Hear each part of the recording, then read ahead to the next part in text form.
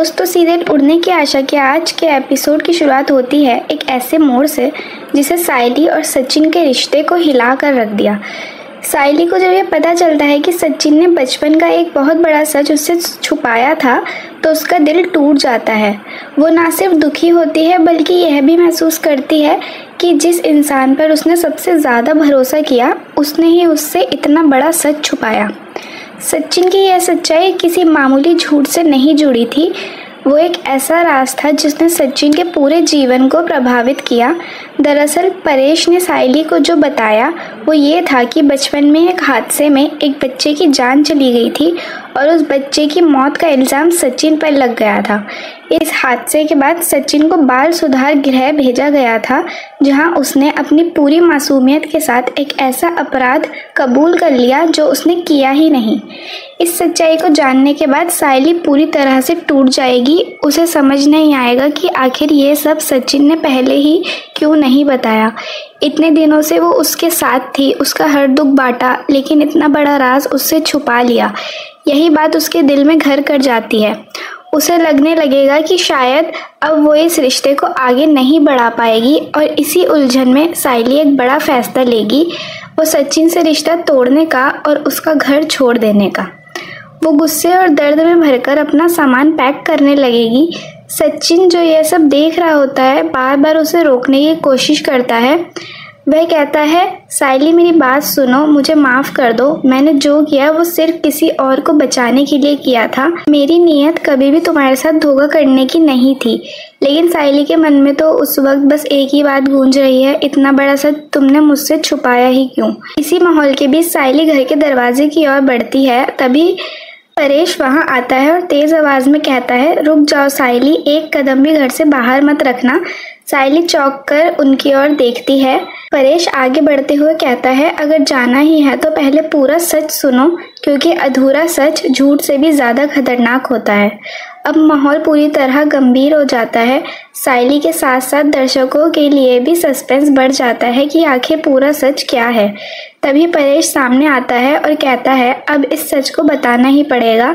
बहुत समय हो गया इस बोझ को उठाते हुए। इसके बाद परेश वो खुलासा करता है जो कहानी को एक बिल्कुल नए मोड़ पर ले जाएगा। वो बताता है कि बचपन में जो हादसा हुआ था जिसमें उस बच्ची की मौत हुई थी, उसकी असली वजह कोई और नहीं बल्कि तेजस था। हाँ, वही तेजस जिसे आज तक सब एक सीधा साधा और डरपोक लड़का समझते आए थे। परेश आगे बताता है कि तेजस की एक लापरवाही की वजह से उस मासूम बच्चे की जान चली गई थी, लेकिन तेजस इतना डर गया था कि उसने अपने जुर्म को कबूलने से इनकार कर दिया। और तब सचिन ने एक दोस्त, एक भाई और इंसानियत के नाते उसका पूरा इल्ज़ाम खुद पर ले लिया। उसे बाल सुधार गृह भेजा गया, उसकी मासूमियत छीन ली गई, लेकिन उसने कभी तेजस का नाम तक नहीं लिया। इस खुलासे को सुनकर सायली पूरी तरह से हिल जाती है। उसे समझ आता है कि सचिन ने जो झूठ छुपाया वो किसी को बचाने के लिए था, किसी की जिंदगी बर्बाद होने से रोकने के लिए था। वो इल्ज़ाम जो सचिन पर था असल में तेजस के कारनामे की थी। सचिन ने चुप रहकर ना सिर्फ एक दोस्त को बचाया बल्कि एक परिवार को टूटने से भी बचा लिया। परेश भावुक होकर कहता है, सचिन ने जो किया वो एक बहादुरी थी, ना कि धोखा। अगर वो उस समय सच बोल देता तो तेजस आज जेल में होता और शायद कभी वापसी नहीं कर पाता। सचिन ने सिर्फ उसे नहीं, हम सबको बचाया। अब सायली के सामने सच और भावनाओं का तूफान खड़ा हो चुका है। उसके दिल में सचिन के लिए जो गुस्सा था अब वो सवालों में बदलने लगता है। उसे समझ नहीं आ रहा कि क्या वो सही कर रही है या फिर सायली के सामने जो गलत फैसला होता है कि सचिन ने तेजस को बचाने के लिए अपनी पूरी जिंदगी कुर्बान कर दी, तो उसका दिल भर आता है। वो अब सचिन की उस चुप्पी को एक धोखा नहीं बल्कि एक बलिदान मानने लगती है। लेकिन उसकी उलझनें अभी खत्म नहीं हुई हैं। इसी बीच एक और बड़ा मोड़ आता है जब परेश एक और सच सबके सामने रखता है, ऐसा सच जिसे जानकर सबके उड़ जाएंगे होश। परेश बताता है कि इतने सालों तक सचिन चुप रहा क्योंकि उसने उससे वादा लिया था कि ये राज किसी को नहीं बताया जाएगा, खासकर रेणुका को नहीं, क्योंकि सचिन नहीं चाहता था कि रेणुका अपने बेटे तेजस से नफरत करे। वो जानता था कि अगर तेजस का नाम सामने आएगा तो रेणुका का दिल टूट जाएगा और इसीलिए उसने खुद बदनामी, नफरत और जिल्लत झेलना मंजूर किया, लेकिन कभी सच नहीं बताया। यही वजह थी कि रेणुका ने सचिन से हमेशा नफरत की, उसे कभी अपना बेटा नहीं माना, बल्कि उसके हर काम में उसकी बुराई निकाली। लेकिन आज जब ये सच्चाई सामने आती है कि सचिन ने जो भी किया वो परिवार की भलाई के लिए किया था, तो रेणुका का दिल भर आता है। वो खुद को कोसने लगती है कि कैसे उसने इतने सालों तक एक ऐसे इंसान से नफरत की जो सबसे ज्यादा प्यार और इज्जत के लायक था। तेजस भी अब आखिरकार सामने आकर मान लेता है कि हाँ, वही उस बच्चे की मौत का जिम्मेदार था। वो रोते हुए कहता है कि मैं डर गया था, मुझ में हिम्मत नहीं थी कि सच्चाई का सामना कर पाऊं, लेकिन सचिन ने मुझे बचाया और मैं आज भी चुप रहा। साइली जो अभी तक घर छोड़ने का मन बना चुकी थी, ये सारा सच सुन के सदमे में आ जाती है। वो अब समझ चुकी थी कि सचिन का अतीत जितना डरावना दिखता है, असल में वह उतना ही पवित्र और बलिदान से भरा है। उसकी आंखों से आंसू बहने लगते हैं। वो दौड़कर सचिन के पास जाती है और कहती है, क्यों छुपाया इतना दर्द, क्यों खुद को दोषी साबित करते रहे, क्या मैं तुम्हारी हमदर्द नहीं थी? सचिन बस इतना ही कह पाता है, क्योंकि मैं नहीं चाहता था कि मेरा अतीत तुम्हारे भविष्य पर छाया डाले। अब माहौल पूरी तरह बदल चुका है। साइली जो कुछ देर पहले तक सचिन से रिश्ता तोड़ने जा रही थी, अब उसकी आंखों में देखकर कहती है, मैं तुम्हें जाने नहीं दूंगी, तुमने जितना सहा है उसका हिसाब अब मैं चुकाऊंगी। तुम अकेले नहीं हो सचिन, अब मैं तुम्हारे साथ हूँ।